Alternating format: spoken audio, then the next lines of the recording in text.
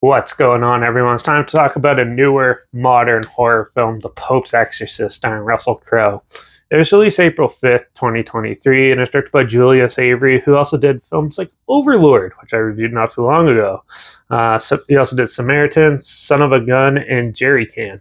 This had a box office earnings of $74.7 million. I couldn't tell if it did well or not, but yeah, so Pope's Exorcist. Well, the story is about this exorcist who basically is the Pope's right hand man for it, and yeah, he gets called into the big problems that most other younger exorcists or don't have the experience for. He goes in and tries to um, help them as best he can.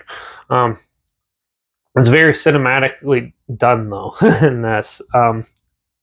So, uh, from what I've heard, the true actual Pope's Exorcist was way different than what the film predicts. But overall, also Crowe does a great job in this.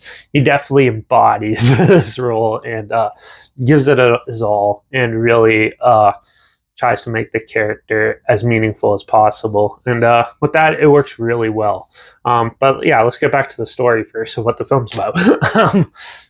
Yeah, so there's a young family who move into this like castle mortuary type place and to fix it up, and one of the kids actually ends up getting possessed, and yeah, and some other like priests try to help, but he can't do anything about it, and so the Pope sends in his right hand man, his own exorcist, to take a look.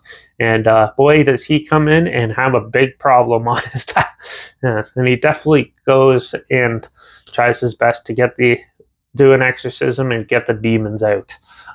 Yeah, it's your typical exorcist story done very more cinematically, and definitely a little way more darker than most of the ones that have come out, believe it or not. So yeah, like I said, the acting in this is actually pretty good. I was pretty impressed with that. I love the cinematography too. It's really good, looks really good and stuff. And the makeup and the way they show like the demons and stuff is actually pretty creepy and dark and stuff, just the way you want it. There's a lot of homages to like The Exorcist and other possession type of films out there, and you could definitely see some nods and similarities that they use, but they definitely made it their own too. They definitely pushed it where, like in this one, the demon can jump to the other ones. They play mind trickery with some of it. It was a little bit weird, but you don't really. I haven't really seen that in an Exorcist. I mean, it actually sort of worked in this one. They definitely play with the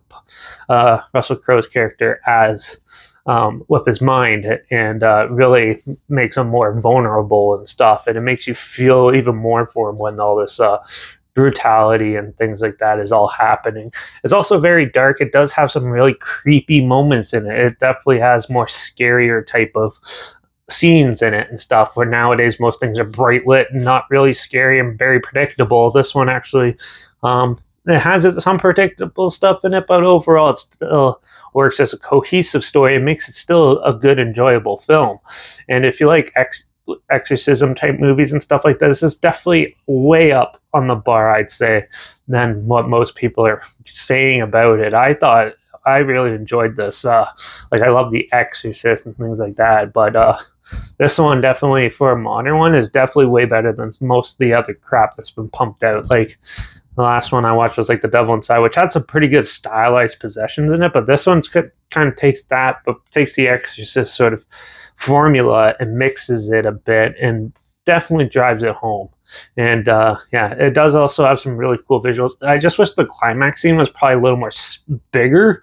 It was kind of subdued, but yeah, the buildup and stuff though was really marvelous and really well put together. So overall, I really enjoyed this film. I thought it was really well done, and I actually really like it. So I'm gonna give it probably a 4 out of 5.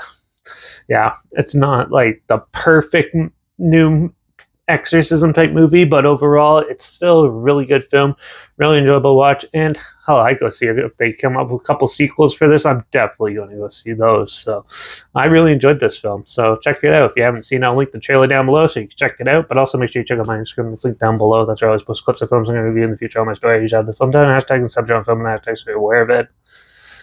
Also, my Letterbox is down below. Daring P reviews. That's where I post my first star rating right after watching the films. And my Twitter's down below. Reviews_Derek. So follow me on those platforms. Stay in loop with this channel.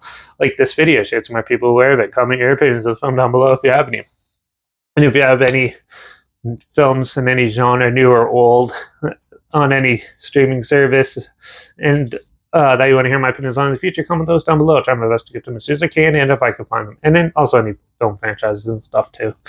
But yeah, make sure you subscribe. Hope you find something weird, obscure, and odd they probably never thought of checking out together. And also see my opinions on popular films that come out, classic films, and reviews on other things as well. And don't forget to ring that bell, because I might talk about Small Soldiers in the next one. Good old family sci-fi type film. It's been a while since I talked about one of those, so I might be tuned in because I'll probably be talking about something like that or another horror film. So I'm not too sure yet, so we'll figure that out in the future. But in the meantime, watch out for all those demons possessing us where the Pope's exorcist has to come and save us, and I guess I'll see you all in the next review. So until then, cheers!